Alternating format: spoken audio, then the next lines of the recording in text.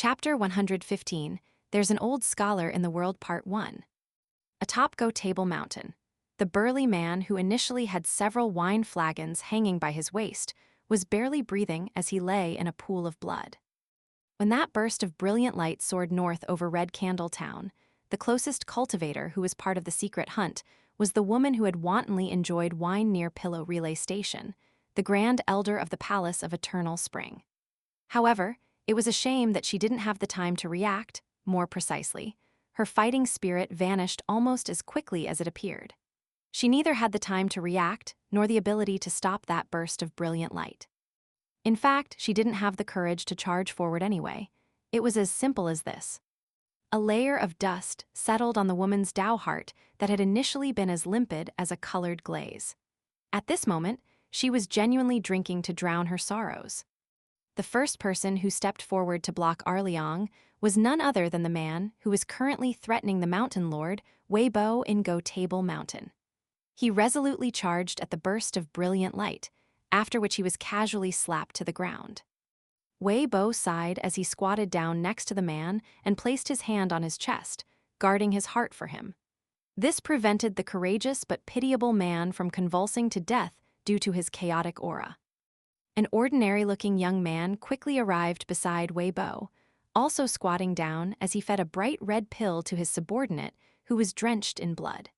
He grabbed the burly man's scorching wrist and felt his radial pulse for a moment, only breathing a soft sigh of relief after the pulse gradually calmed down. He turned to the Mountain Lord and said, "Wei Bo, you saved old Liu's life, and I'll be sure to remember this deed. However, I can't change the mind of the Great Li Empire's imperial court regarding how they want to deal with you. It's even more unsuitable for me to speak for you regarding the choice of formal gods. If I speak, I might draw the ire of the emperor instead. Regardless, I owe you and Go Table Mountain a favor." Wei Bo was expressionless as he replied, "It's nothing." He slowly stood up, and only at this moment did he realize that the young man who was restraining his aura didn't have a sword by his hip, even though was regarded as a top-notch swordsman among the gatekeepers of the Great Li Empire's capital. Instead, his sword was casually strapped to his back. Wei Bo hesitated for a moment before eventually succumbing to his curiosity and asking, "You're already in Red Candle Town, so why didn't you step forward to block that saber-wielding man, Arliang?" The young swordsman carefully placed the wounded man on his back. After standing up, he smiled and said, "Saber-wielding man? No, he's a swordsman. In my mind, he's the most carefree swordsman in the world. In fact, it was because I revered this person that I chose to pursue swordsmanship in my youth." Wei Bo was rendered speechless. In fact, a rare smile of reminiscence suddenly appeared on the face of the young-looking sword grandmaster as he prepared to leave with his subordinate. He involuntarily felt the urge to chat with someone. Standing there and gazing at the brightly lit Red Candle Town, he said in a soft voice, Compared to the other continents that I've lived in before, Eastern Treasured Vile Continent can indeed be regarded as a small place that's cut off from the rest of the world. Some interesting taboo topics can be discussed without any consequences. Anyway, why don't I tell you a story? You should know about the 3 schools of the Confucian sect, right?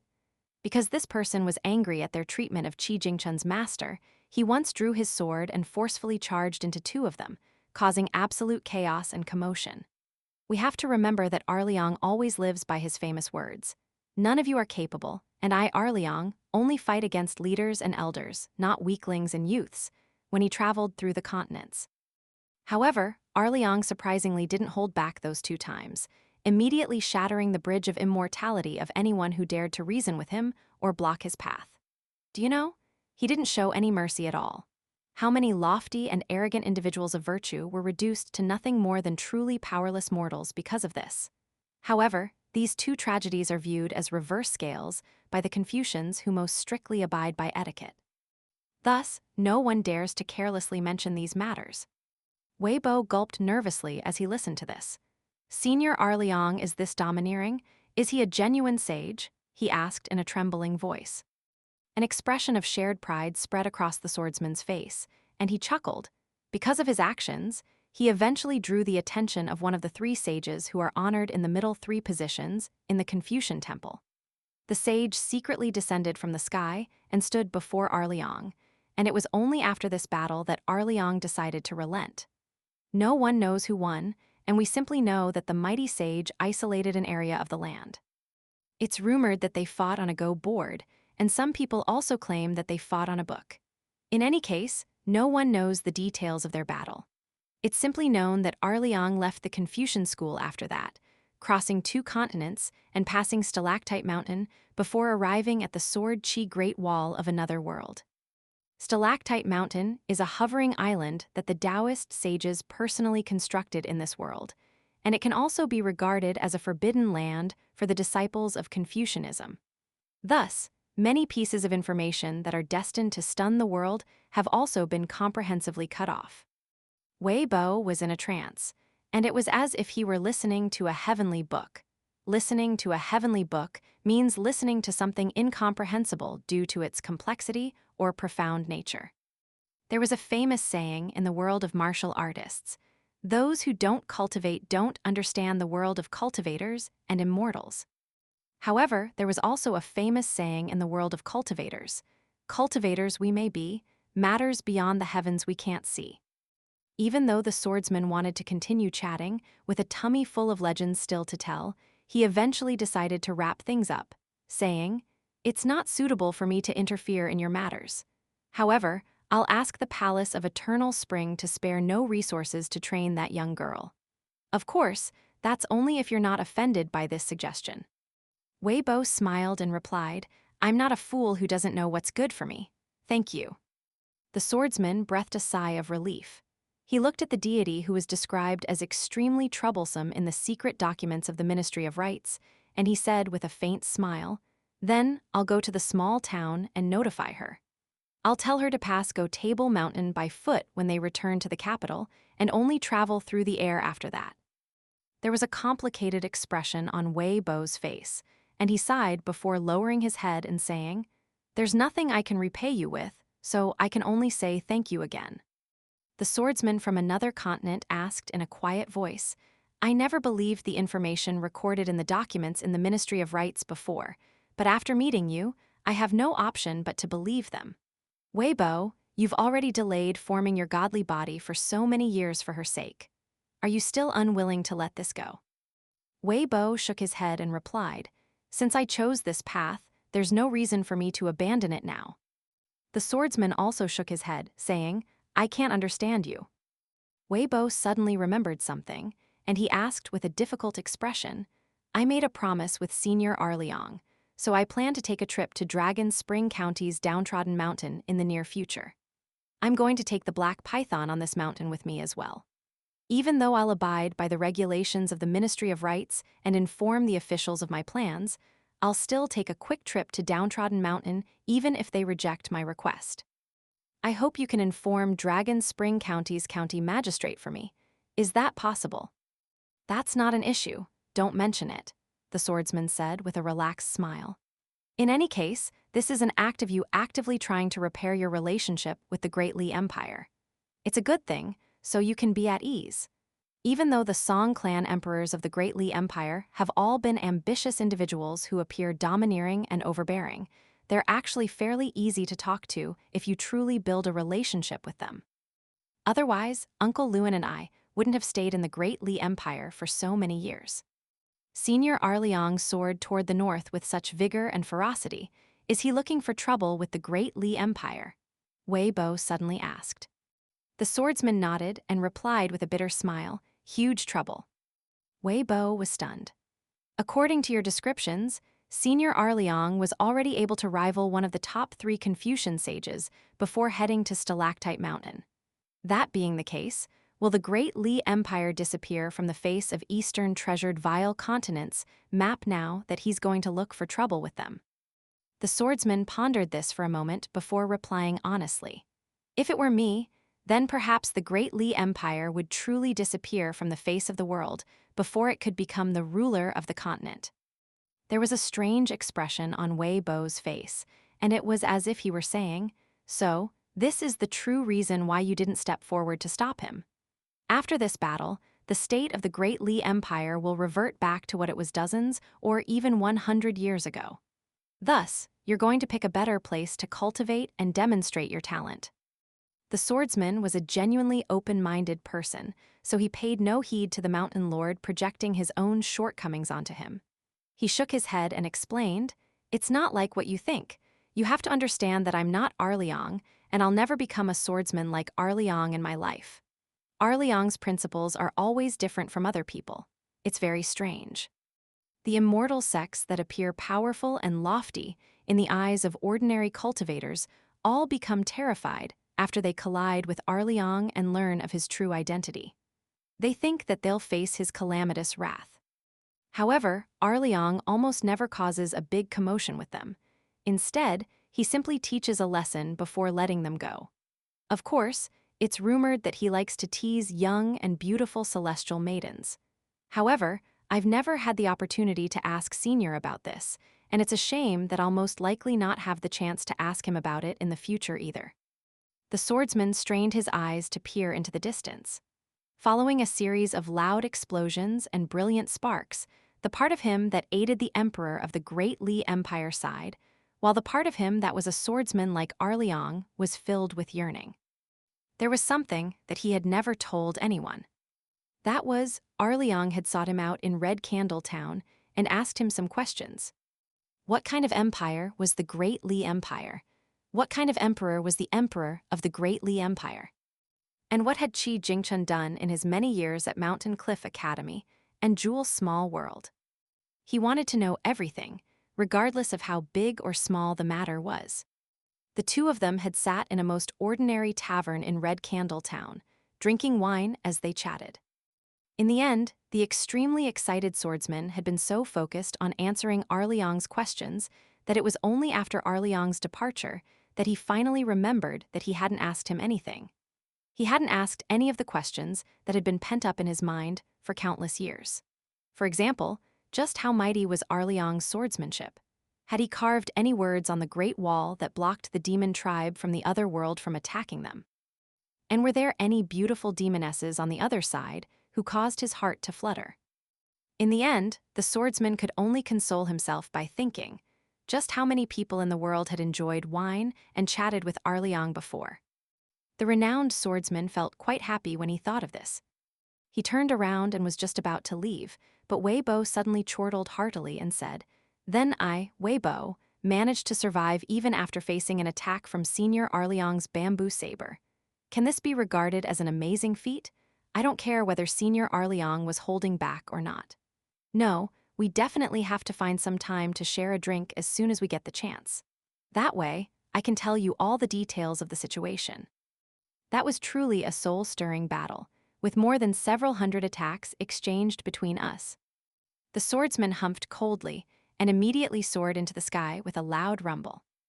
Wei Bo raised a hand and swatted aside the billowing dust in the air. The smile disappeared from his face, and there was a gentle look in his eyes as gazed at Red Candle Town, which appeared like a flickering candle in the night. He fell into a speechless trance.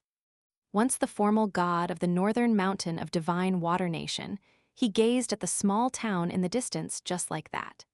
Perhaps his gaze lingered there for a day, or perhaps it lingered there for 100 years or 1,000 years.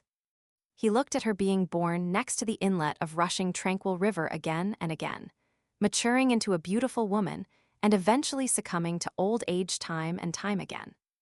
However, he was ultimately unwilling to admit that she was already not the same person that she once was. In the capital of the Great Li Empire, the white jade capital that had lost the concealment formation around it still remained upright and standing. It could be said that it had survived a close brush with death. However, the formation spell in the capital that had been temporarily opened up immediately returned to normal the instant that the burst of brilliant light pierced through the barrier of the world. Meanwhile, Luan Juzi and Mr. Liu concealed the white jade capital at almost the exact same instant. The enemy spies hiding in the capital were only given a fleeting glimpse of this shocking and astonishing sight. Luan Juzi plonked down on the stairs of the altar, with an expression of resignation on his face. As for Mr. Liu, he wanted to stomp his feet and scold someone, yet he didn't dare to do so. In any case, his disposition and composure as a cultivator were nowhere to be seen as he walked around in circles and grumbled in anger. Calamity descending from the skies, perhaps this is the impermanent nature of the Great Tao. But this doesn't make sense. The Great Li Empire enjoys unparalleled fortune in Eastern treasured Vile continent. My Lu clan's knowledge and philosophy makes up half of the teachings in the school of naturalists, so even though I don't dare to say that I've mastered everything, how could I have failed to divine such a critical event? Luan Juzi sighed and replied in an exhausted voice. Because of that, Liang, he's from the Sword Chi Great Wall, a place that's least affected by the heavenly Tao. He purposely used an external artifact to conceal his aura as well, so to say nothing of you, even the patriarch of your Lu clan would have needed to use up all of his power if he wanted to have a chance to detect some clues. So, today's defeat wasn't because of our mistakes in battle. You and I don't need to be too critical of ourselves. Song Changjing was kneeling on one knee as he looked down at the Taoist talisman warrior that had been cleaved into two. A rare expression of grief appeared on the face of the stone-hearted man. He stabbed the slender saber, auspicious talisman, into the ground next to him before carefully scooping up a handful of splashing water and placing it into the large sleeve of his flowing water robe. The two talisman warriors outside the palatial complex had been gifted to the Song clan by some powerful Taoist sect when the Song clan had first founded the Great Li Empire. After all this time, the minds of the talisman warriors were already no different from ordinary people. The two talisman warriors that people in Eastern treasured Vile continent often referred to as the biggest door gods had guarded the capital for generation after generation. If someone in a generation of the Song clan could win the favor of these door gods, the door gods would be willing to guard them for their entire life. In Song Changjing's generation, it was his older brother Song Zhengchun who had won this opportunity. Back then, this had been viewed as an auspicious omen symbolizing the imminent rise of the Great Li Empire. This was because the two armored talisman warriors had already gone 200 years without picking anyone. Song Jishin's face was as white as a sheet as he howled in fury, "Where are my swords? Where the hell are my swords? Shouldn't there be 6 flying swords remaining? Why can't I detect them at all?" The emperor's expression was calm, but the immense pain in his eyes was clear for all to see. His voice was low as he lamented, "At least 20 years of the Great Li Empire's fortune has been destroyed in an instant. In a journey of 100 li, 90 li is only the halfway mark. Our ancestors weren't wrong. This means the closer one is to success, the more one has to be careful, lest all previous efforts are undone. Li is a Chinese unit of measurement equal to 500 meters. All that's left of the white jade capital is an empty shell. Without the 12 flying swords, what use will it be in the short term? And all that was left for me was..." The emperor, who had ambitions to conquer the entire continent, stopped himself from saying any more. He slowly looked up at the sky, which had already returned to normal. "You may as well have beheaded me with a single slash." He took a deep breath before turning around and ordering, "Changjing, go to the top of the city wall and personally stand guard. See if there are any cowards trying to use this opportunity to stir trouble. If there are, then execute them without mercy. From this moment on, I give you the right to act on my behalf." "What if they're from the Imperial Song clan?" Song Changjing asked. A pained smile appeared on the emperor's face, and he replied, "In the past, we raised even trash and good-for-nothings. As the emperor of the Great Li Empire, I naturally had the wealth and magnanimity to do so. However, the situation is different now. If they want to seek death, then we'll grant them death." "What about her?" Song Changjing asked. The emperor's voice was calm as he replied, "I'll deal with her personally." Song Changjing nodded before striding away, with killing intent permeating from his body. Cultivators were prohibited from flying in the capital of the Great Li Empire. Furthermore, they were only allowed to travel by foot inside the palatial complex. Even though Song Changjing had been granted the power to break this rule, just as the imperial preceptor Qi Chan had, he was someone who had grown up here, after all. Thus, he was unwilling to break this rule, one of the few remaining rules that were enforced in the Great Li Empire.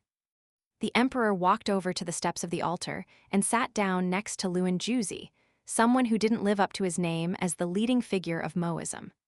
"Mr. Lu, The old man with the tall crown also sat down in despondence. Both the old men looked like they wanted to speak, but were conflicted about whether they should do so or not. The emperor smiled and said, "I already know. Extending my lifespan is nothing but a pipe dream now. After all, this was the doing of Arliang. Trying to extend my lifespan will be impossible unless a 12th-tier Qi refiner from the School of Agrarianism is willing to treat me. At that time, I won't need to count my fingers to see how many days I have left to live." The two old men nodded as if in tacit understanding. "There are only 10 years left of my lifespan, 15 years at most," the emperor said in self-ridicule. "The fate and fortune of empires in this world have always ebbed and flowed. In this sense, perhaps I'll only last until the day I defeat the rising great Sui nation with much difficulty. And after that, it seems like that will have nothing to do with me anymore." The great Li Empire marching south, the iron hooves of our war horses thudding against the land to the south of Lake View Academy, and the dragon rising flag of the great Li Empire fluttering above the southern coastline of Dragon Rising City, I won't be able to witness any of this. The emperor shut his eyes and thumped his knees with his fists. He smiled with gritted teeth and continued, "The biggest problem is, the person who decided my fate might have ascended to some other place, or he might still be observing our mortal world. Perhaps he might even return and appear before us one day. He's not dead, he's not dead." Thus, the great Li Empire didn't even dare to dream of seeking revenge. This was what the emperor of the great Li Empire found most suffocating. It was also because of this that he had said that Arliang may as well have beheaded him with a single slash. At least that would have ended everything and saved him from this suffocating anger. Atop the city wall of the capital, a skinny old man in green remained standing with his head raised and gazing at the sky where that man had disappeared. At some unknown time, a short but voluptuous woman wearing a palace dress had already appeared next to him, directly asking, "Imperial Preceptor Kui, what should I do in the face of this unexpected calamity?" The old man was unwilling to retract his gaze, and he casually replied, "Await death." The woman's heart jolted in terror, and she exclaimed sternly, "Imperial Preceptor, what nonsense are you uttering?" Kui Chan, who was different from the young Kui Chan in the small town, pursed his lips and replied, "If you're lucky, then you can wait to be left half dead." The woman did away with her pretense of geniality, and she pointed at the imperial preceptor with meritorious service and shouted in anger, "And will you, Kui-chan, be any better off than me?" The old man finally turned around to face the noble empress of the great Li Empire, chuckling, "Sorry, I'm already more dead than alive." Apart from very few people, no one knew that a man was sitting cross-legged above the sky and gazing down at the mortal world. To this man, there existed only a thread's distance between the two worlds. Peering down, he could see countless specks of light concentrated together, and it was as if he were looking at a dazzling and slowly flowing galaxy. Amid this galaxy, there were stars that suddenly exploded before vanishing in a flash, there were stars that shone with increasing brilliance, there were stars that slowly dimmed to darkness, there were stars that were dreary with lifelessness, and there were also stars that were brimming with vitality. There were also some large and eye-catching bodies that chose to remain still, unmoving like an old tortoise. The man stood up and genuinely prepared to leave. "Old geezer, sure enough you were right," he chuckled. "This is the mortal world, it's enthralling." This final comment that he left for this world in his mind was extremely interesting. "Young boy, you need to work hard to practice the sword. In the future, you need to become just as badass as me. In terms of becoming even more badass than me? Haha, forget about it. That's far too difficult."